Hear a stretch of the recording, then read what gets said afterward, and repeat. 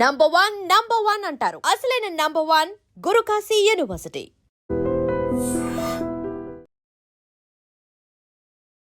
ప్రమాణం పూర్తిగా చెబుతున్నా. నేను మాట్లాడలేదు రతేష. కొడుకును మంచిగా చూసుకురా రతేష. నా కొడుకు ఇవ్వలేదు రతేష. నువ్వు ఎట్లాగైనా మంచిగానే ఉంటావు నాకు తెలుసు. నేను చచ్చినాక నా ఫోన్ చెక్ చేసుకో. నా ఫోను చెక్ చేసుకో. నేను చచ్చిపోయినాక నేను ఎదురుదాను నీకు అప్పుడన్నా అర్థమవుతుంది తేజు. అత్యంత విషాదకరమైనటువంటి ఘటన ఇది. కరీంనగర్ జిల్లాలో జరిగింది. యాక్చువల్లీ ఒక వివాహిత, ఆమె పేరు వచ్చేసి శ్రావ్య. కేవలం 26 సంవత్సరాలు మాత్రమే. ఆమె 2020లో ఈ వేములవాడ పట్టణానికి చెందినటువంటి ఒక వ్యక్తిని, ఆయన పేరు వచ్చేసి ధర్మతేజ్, ఆయనని వివాహం చేసుకుంది. వాళ్ళకిప్పుడు 3 ఏళ్ల బాబు కూడా ఉన్నాడు. ఈయన అంటే భర్త ఎవరైతే ఉన్నారో ఆయన ఇక్కడ సరే చాలా మంది దుబాయ్కి, మస్కట్కి వలస వెళ్తూ ఉంటారు కదా, అందులో భాగంగానే ఇంకొంచెం బాగుపడొచ్చు అన్న కారణంతోని వివాహమైన కొద్ది కాలం తర్వాతని, అంటే బాబు పుట్టిన తర్వాత ఆయన దుబాయ్కి వెళ్ళిపోయిండు. ఇప్పుడు దుబాయ్లోనే ఉంటున్నాడు.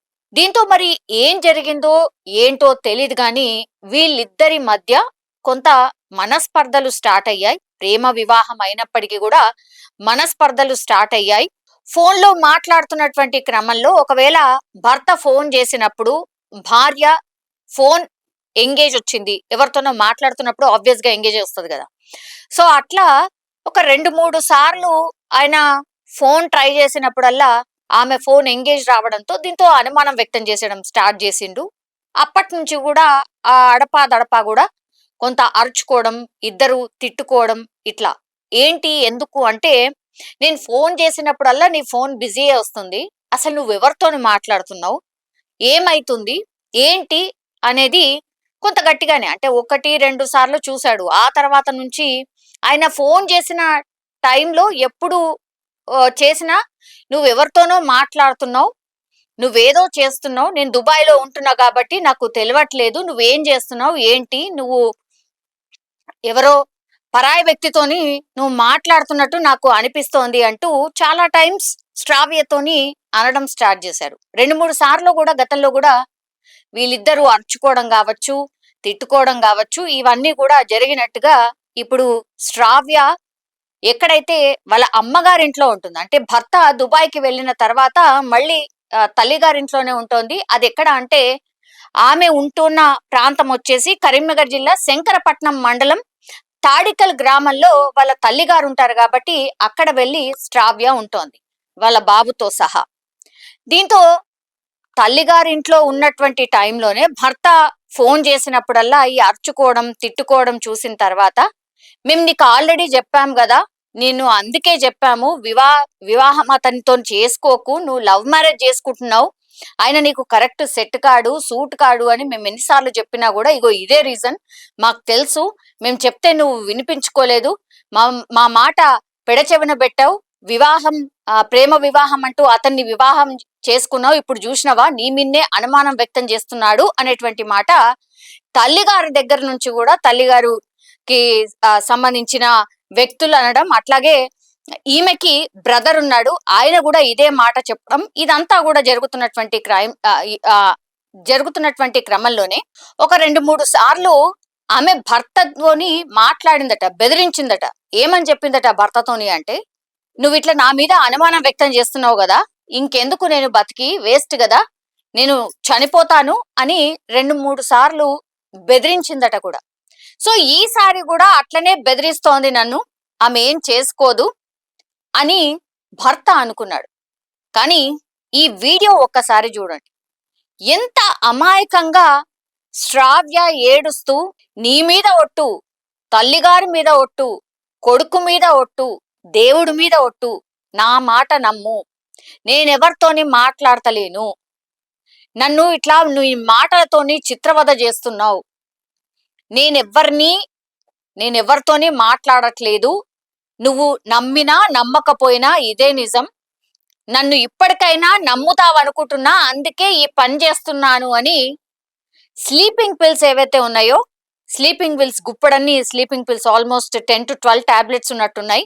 ఒక్కొక్క టాబ్లెట్ ని ఆమె మొత్తం చేతుల్లో తీసుకొని ఆ తర్వాత ఇగో చూడు, ఇప్పటికైనా ఈ టాబ్లెట్లు మింగిన తర్వాత అయినా నువ్వు నమ్ముతావు, కానీ కొడుకు ఎవరు లేరు, నువ్వే చూసుకోవాలి అంటూ ఏడుస్తూ ప్రాధేయపడుతూ భర్తకి చెప్తోంది, నేను ఎట్లాంటి తప్పు చేయలేదు, ఇప్పుడు నేను సూసైడ్ చేసుకున్న తర్వాత అయినా నా ఫోన్ ఉంటది కదా, నీకు అనుమానం అదే కదా నేను ఎవరితోనో మాట్లాడుతున్నా అని, నా ఫోన్ చెక్ చేసుకో, అప్పుడైనా నీకు నిజం తెలుస్తుంది, ఇప్పుడు నేను చనిపోయిన తర్వాతనైనా నీకు నిజం తెలుస్తుంది, ఆ ఏ నా కొడుకునైతే అనాథగా చేయకు, మంచిగా చూసుకో అంటూ ఏడుస్తూ ఆమె స్లీపింగ్ పిల్స్ వేసుకొని చనిపోయిన సందర్భం. ఈ వార్త ఇప్పుడు పూర్తిగా సోషల్ మీడియాలో వైరల్ గా మారిపోయినటువంటి సిచ్యువేషన్. అట్లాగే ఆమె వీడియో పూర్తిగా వైరల్ గా మారిపోయింది. అట్లాగే చాలా అమాయకంగా ఏడుస్తూ ఆమె చెప్పినటువంటి మాటలు విన్న తర్వాత ఎవరైనా సరే, అంటే అటు ఫ్యామిలీయా ఇటు ఫ్యామిలీయా, అట్లాగే ఆయన భర్త ఆమె భర్తనా, ఎవరైనా సరే అబ్బా తప్పు జరిగిపోయిందా అనేలాగా ఆమె ఏడుస్తూ సూసైడ్ చేసుకున్న సందర్భం. చనిపోయింది. ఇప్పుడు 3 ఏళ్ల కొడుకు అనాథ, అట్లాగే దుబాయ్ నుంచి భర్త వచ్చి ఓ బోరున విలిపిస్తున్నాడు, ఆమె మీద పడి ఏడుస్తున్నాడు. నువ్వు ఇంత పని చేస్తావు అనుకోలేదు, నేను ఇట్లా కూడా నిన్ను ఎక్స్పెక్ట్ చేయలేదు, నేను నిన్ను ఏమడిగినా నువ్వెవరితో మాట్లాడుతున్నావని గదే గదా అడిగినా అదే తప్పైందా, లవ్ మ్యారేజ్ కూడా చేసుకున్నాము, మనం ఫ్యూచర్ లో ఎట్లుండాలి, మన కొడుకు ఎట్లుండాలి, మన కోసమే కదా నేను దుబాయ్ వెళ్ళి దూరంగా ఉంటుంది, నువ్వు నన్ను అపార్థం చేసుకున్నావంటూ ఆయన బోరుగా విలిపిస్తున్నటువంటి పరిస్థితి. ఆయన పూర్తిగా అంటే నా తప్పు కూడా ఏం లేదు, నా భార్యని ఇట్లా చేస్తుంది అనుకోలేదు, గతంలో కూడా ఒక 2-3 సార్లు ఇట్లనే బెదిరించింది, ఈసారి కూడా గట్లనే చేస్తదేమో అనుకున్నా గానీ తీరా చూస్తే ఈసారి మాత్రం ఆమె చనిపోయింది అనేటువంటి మాట ఇప్పుడు భర్త చెప్తున్నటువంటి పరిస్థితి. అంటే చిన్న చిన్న విషయానికే కూర్చొని మాట్లాడుకోనో, లేకపోతే ఇద్దరు కూల్ గా కూర్చొని మాట్లాడుకుంటేనో అయిపోయేదానికి ఇప్పుడు లాస్ట్కి వస్తే పాపం పిల్లగాడు అనాథ అయిపోయిండు, దుబాయ్ ఎందుకు పోయిండు ఆయనకు తెలీదు, లవ్ మ్యారేజ్ ఎందుకు చేసుకున్నారో అది తెలీదు, ఆమె చనిపోయినటువంటి సిచ్యువేషన్. ఇప్పుడు మొన్న ఒక 2 నెలలు 3 నెలల క్రితమే ఇప్పుడు అమ్మాయి శ్రావ్య ఎవరైతే ఉన్నారో వాళ్ళ తండ్రి చనిపోయారట. సో ఎంత బాధ ఆ కుటుంబము, అంటే ఇప్పుడు శ్రావ్య వాళ్ళ తల్లి పరిస్థితి ఒక్కసారి ఊహించుకోండి. అటు భర్త పోయిండు ఆమెకి, ఇప్పుడేమో కూతురు కూడా చనిపోయినటువంటి పరిస్థితి. అంటే ఓటేసారి 2 దెబ్బలు, అది కుటుంబానికి సంబంధించిన ఇద్దరు ఓటేసారి చనిపోతే ఆమె మీద ఎట్లాంటి ప్రభావం పడుతుంది, ఆమె బాధ ఎట్లా తట్టుకుంటుందో మనం ఊహకు కూడా అందదు మనకు. సో ఇంత దారుణమైనటువంటి పరిస్థితులు క్రియేట్ అవుతున్నాయి ఒకటి. అండ్ నిన్న ఒక రిపోర్ట్ వచ్చింది, తెలంగాణలో ఆత్మహత్యల సంఖ్య ఎంత ఉంది అని అంటే, యాక్చువల్లీ ఒక నివేదిక ప్రకారం మన రాష్ట్రం 5వ స్థానంలో ఉందట. 26% 27% ఆత్మహత్యలు జరుగుతున్నాయట ఎవ్రీ సంవత్సరం. మనము టాప్ 5 లో ఉన్నాం, తెలంగాణ రాష్ట్రం టాప్ 5 లో ఉంది. దేశంలోనే 29 రాష్ట్రాలు ఉంటే 5వ రాష్ట్రం అట ఆత్మహత్యలు చేసుకుంటున్న సంఖ్యలో 5వ రాష్ట్రంలో మన తెలంగాణ ఉంది. అంటే ఏ రేంజ్ లో ఆత్మహత్యలు చేసుకుంటున్నారు, ఏ రేంజ్ లో మనస్పర్ధలు ఇట్లాంటివి జరుగుతున్నాయి, అట్లాగే చిన్న చిన్న వాటికే తట్టుకునే పరిస్థితి లేకుండా ఆత్మహత్యలకు దారి తీస్తున్నాయి అనే దానికి కూడా ఈ నివేదికనే ఒక సూచనగా అనుకోవచ్చు. సో దయచేసి చాలా చిన్న చిన్న విషయాలకు, చాలా చిన్న రీజన్స్ కి చనిపోవడం ఎంతవరకు కరెక్ట్, ఇది అతిపెద్ద ప్రశ్న. ఇప్పుడు ఈ వీడియో చూసిన తర్వాత ఆ అమ్మాయి మాట్లాడిన తర్వాత మీకేం అర్థమైంది, మీరు కూడా ఈ ఇన్సిడెంట్ కి సంబంధించి కామెంట్ రూపంలో తెలియజేయాల్సిందిగా కోరుతున్నాం. Thank you. నా జీవితంలో నువ్వు నన్ను నమ్మినందుకు. నేను ఎవరితోటి మాట్లాడలేదు, నేను దేవుని సాక్షిగా చెప్తున్నా, నా కొడుకు సాక్షిగా చెప్తున్నా, మా అమ్మ సాక్షిగా చెప్తున్నా, నీ మీద సాక్షిగా చెప్తున్నా, నేను నా పెళ్ళైన కాడ నుంచి నేను ఇంతవరకు ఎవరితోటి మాట్లాడలేదు. నీకు దండము, నమస్కారము. నేను ఎవరితోటి మాట్లాడలేదు. ఇప్పుడు నేను నిజంగా చెప్తున్నా, నేను ఏ ఒక్కరితోటి కూడా నేను ఫోన్ మాట్లాడలేదు. ప్రమాణ పూర్తిగా చెప్తున్నా, ప్రమాణ పూర్తిగా చెప్తున్నా, నేను మాట్లాడలేదు రజేష, నేను మాట్లాడలేదురా, నిజంగా చెప్తున్నారా. నా కొడుకును మంచిగా చూసుకోరా రజేష, నా కొడుకు ఇవ్వలేదు రజేష. నేను ఎవరితోనే మాట్లాడలేదు. నాకున్న టెన్షన్లకి నేను పిచ్చిదాన్ని అవుతున్నారా. నువ్వు ఇంకా పెద్ద టెన్షన్ పెట్టిను. నేను ఎవరితోనే మాట్లాడలేదురా, నేను నిజంగా చెప్తున్నా. అమ్మ తోడు, దేవుని తోడు, నా కొడుకు తోడు, నేను ఎవరితోటి మాట్లాడలేదు. చూసిపోతా.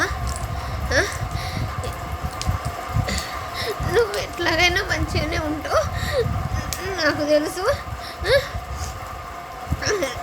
రంది పడకు, అట్లా నన్ను నమ్ముతావు. నా ఫోన్ నేను చచ్చినాక నా ఫోన్ చెక్ చేసుకో, నా ఫోను చెక్ చేసుకో. నేను చచ్చిపోయాక నా ఫోన్ చెక్ చేసుకో, సరేనా? నా ఫోన్ చెక్ చేసుకొని చూడు. నేను వేసుంటిదాన్నో నీకు అప్పుడన్నా అర్థమవుతుందిరా. నేను వేసుంటిదాన్నో నీకు అప్పుడన్నా అర్థమవుతుంది తేజు, సరేనా? టెన్షన్ పడకు, ఏం కాదు. ఇగో గోళీలు. నేను తప్పు చేయాలనుకుంటే ఆ రోజే తప్పు చేద్దును, నువ్వు చేసిన తప్పులకు. కానీ నేను తప్పు చేయలేదు. ఇప్పుడు ఎట్లా తప్పు చేస్తా అనుకుంటాను గోళీలు. నిజంగా ప్రస్తుతం ఉన్నటువంటి సమాజం దేనికి ప్రయారిటీ ఇస్తుంది? ఆర్థిక సంబంధాల చుట్టూ మాత్రమే తిరుగుతోంది. మళ్ళీ ఎన్నికలంగానే చాలా విరక్తి కలుగుతాం. మంచి అనిపిస్తుంది కదా, లేడీస్ కూడా ఛాలెంజింగ్ జాబ్స్ చేసినప్పుడు చాలా బాగుంటది. ట్రాఫిక్ అసిస్టెంట్స్ గా నియమించిన ట్రాన్స్జెండర్స్ అందరితో సాల్యూట్ చేయించుకుంటున్నారు. ఫుడ్ డెలివరీ ఇవ్వటానికి వెళ్ళినటువంటి డెలివరీ బాయ్ అనిల్ పై కళ్ళ ముందు పెళ్ళండి